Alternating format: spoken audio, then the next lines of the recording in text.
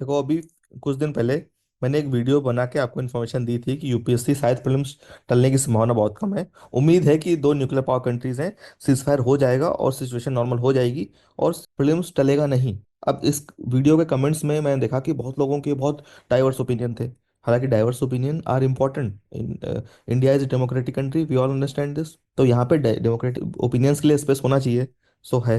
लेकिन बहुत लोगों ने भाषाई मर्यादा क्रॉस करी थी। मतलब आई सर्टेनली वोंट अप्रिशिएट दैट कि अब मैं टेलीग्राम ग्रुप में भी देखा लोग उल्टी सीधी बातें कर रहे थे और भाषाई मर्यादा को ब्लैंक कर रहे थे।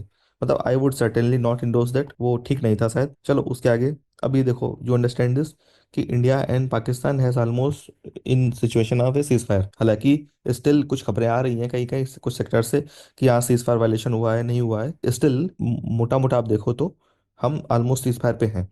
दैट मीन्स कि अभी यूपीएससी के पास टाइम है एडमिट कार्ड आराम से रिलीज करने का, एग्जाम कराने का, है ना। अब बहुत लोगों का ओपिनियन था कि सर आप समझ नहीं रहे हो। अरे बहुत लोगों ने तो ऐसा कमेंट किया कि कोचिंग माफिया इसमें अंडरस्टैंड है। भाई हम आपको कोचिंग माफिया लगते हैं? कहाँ से कोचिंग माफिया लगते हैं हम आपको बताओ मुझे।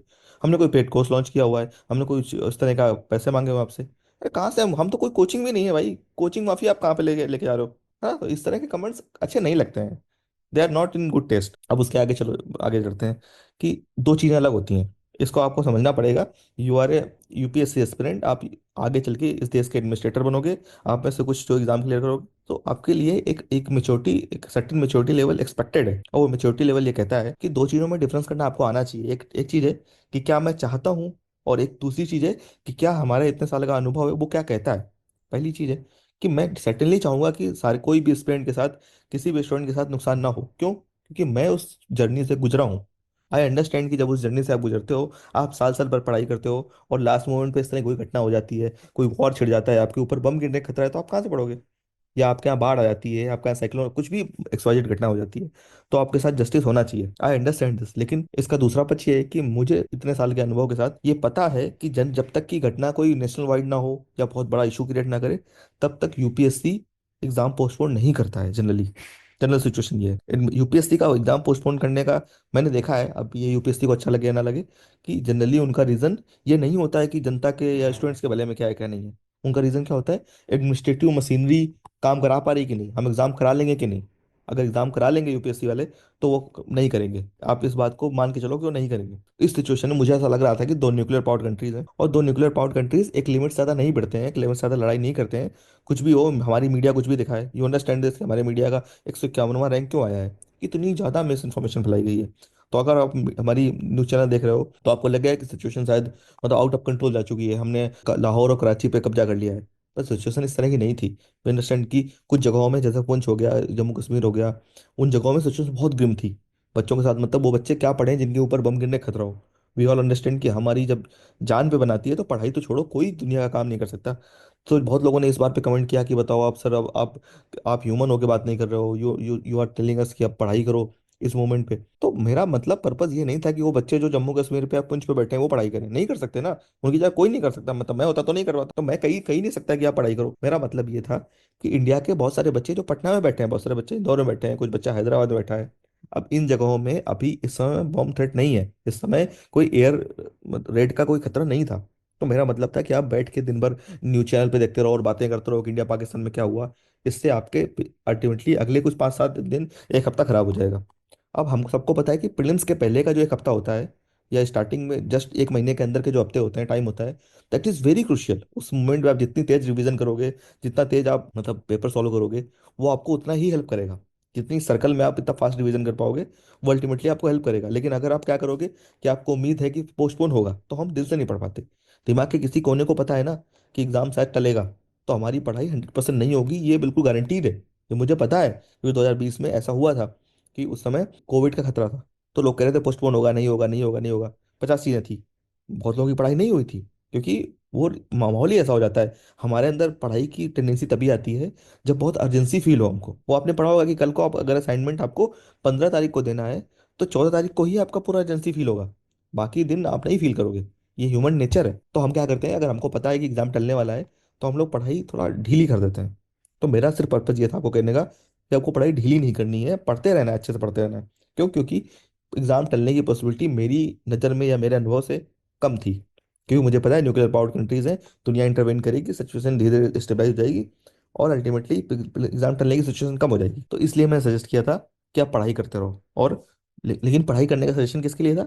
जो बच्चे कंपेटिवली ऐसी जगहों में बैठे हैं जहाँ पे सिचुएशन नॉर्मल है। अब इस पे बात पे आते हैं आगे कि अभी सिचुएशन क्या है। सीज फायर हो चुकी है, हालांकि छुटपुट घटनाएं हो रही हैं कि कहाँ पे वायलेशन हुआ है सीज फायर का या नहीं हुआ है, लेकिन प्रेजेंट सिचुएशन क्या है? आज की सिचुएशन में क्या एग्जाम टल रहा है, नहीं टल रहा है? देखो बहुत लोग थे उल्टे से लोग वीडियो बनाए कि नहीं एग्जाम टाल दो, यूपीएससी को वो कर दो, ऐसा कर दो, ऐसा कर दो, हम लोग सड़क पर उतर जाएंगे। वो सिचुएशन देखो प्रैक्टिकल नहीं है, होती नहीं है इस तरह की घटनाएं। आप चाहो और वो हो जाए, वो दोनों चीज़ों में डिफरेंस होता है। हालांकि लेकिन अब आज की सिचुएशन क्या है कि यूपीएससी आज टल सकता है कि नहीं टल सकता? हालांकि मेरा अभी भी मानना है कि यूपीएससी के अब टलने की सिचुएशन भी है। रीजन मैं आपको बताता हूँ, क्योंकि यूपीएससी हमेशा अपने एडमिनिस्ट्रेशन के एंगल से सोचता है कि क्या वो प्रॉपर एग्जाम करा पाएंगे सही टाइम पे। अगर उनको लगता है कि हाँ करा पाएंगे तो वो नहीं करेंगे। लेकिन अभी क्या सिचुएशन है कि ऑलमोस्ट सीज फायर जैसी सिचुएशन चल रही है, लेकिन कहीं कहीं घटनाएं उल्टी सीधी छिटपुट वाली आई हैं जहाँ पे सीज फायर का प्रॉपर नहीं हो पा रहा है, सीज फायर नहीं हो पा रहा, पाकिस्तान की तरफ से अटैक हो रहा है या जो भी हो, हम लोग उसका जवाब दे रहे हैं। तो इसका मतलब है कि हमारी एडमिनिस्ट्रेटिव मशीनरी कहीं ना कहीं डिप्लॉयड है। हमेशा ऐसा होता है कि जब वॉर जैसी सिचुएशन होती है तो सिर्फ वॉर सीमा पे नहीं लड़ा जाता है जगहों पे। जैसे मैंने अभी सुना था कि जो तो उत्तर प्रदेश में सप्लाई डिपार्टमेंट को ये ऑर्डर्स दिए गए थे कि आप 3 महीने का राशन अभी दे दो। रीजन क्या है? क्योंकि अनसर्टेनिटी है, पता नहीं किसी को। तो हमारी एडमिनिस्ट्रेटिव मशीनरी है जो वो इस तरह की सिचुएशन को डील करने में लगी हुई है। अब यूपीएससी का एग्जाम, यू मस्ट अंडरस्टैंड कि यूपीएससी का एग्जाम बहुत सेक्रोसेंट टाइप होता है।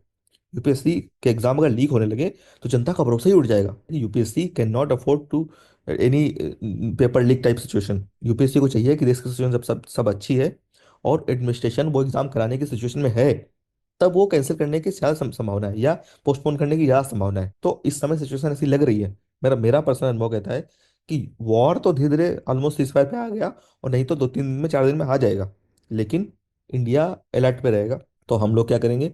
अलर्ट पे रहेंगे, हमारी एडमिनिस्ट्रेटिव मशीनरी अलर्ट पे लगी हुई है। अभी मुझे ऐसा लगता है कि स्टिल संभावना है कि यूपीएससी का ये एग्जाम पोस्टपोन हो जाए। अब कितने दिन का पोस्टपोन होगा ये मैं नहीं कर पाऊंगा। अब यहाँ पर डिस्कस करते हैं कि इन केस पोस्टपोन होता है तो आपको क्या करना है, पोस्टपोन नहीं होता है तो आपको क्या करना है। देखो पोस्टपोन नहीं होता है या होता है, दोनों सिचुएशन में एक चीज़ तो रखनी है कि आपको अभी ये मान के चलना है कि 25 तारीख को एग्जाम हो रहा है। क्यों? क्योंकि यूपीएससी ने कुछ डायरेक्टली नहीं बताया है, और हम लोग कोई जितनी भी अपनी गेस लगा लें यूपी यूपीएससी को आउट स्मार्ट नहीं कर पाएंगे इस तरह की सिचुएशन में, क्योंकि उनको डिसीजन लेना है। जिस आदमी को डिसीजन लेना होता है उसके पास दोनों ऑप्शन है, वो सिचुएशन देखेगा और समझेगा कि ये सही है, वो एक डिसीजन ले लेगा। तो हम लोग यूपीएससी को पूरी तरह से गेस कभी नहीं कर पाएंगे, कोई नहीं कर पाएगा, मैं क्या कोई नहीं कर पाएगा।